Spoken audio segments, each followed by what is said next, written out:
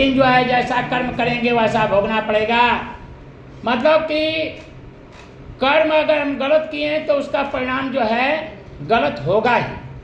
अच्छा कर्म कर रहे हैं तो जो है हमको भोगना नहीं पड़ेगा। बतलाएं कि कर्मों का फल भोग उसे अवश्य ही भोगना पड़ता है, क्योंकि सैकड़ों कल्पों के बीत जाने पर भी बिना भोग के कर्म फल का नाश नहीं होता। प्रेम से बोलो विष्णु भगवान की। श्री कृष्ण गोविंद हरे मुरारी, हे नाथ नारायण वासुदेवा।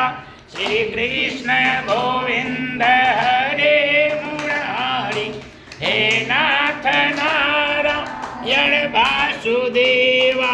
हे नाथ नारायण वासुदेवा।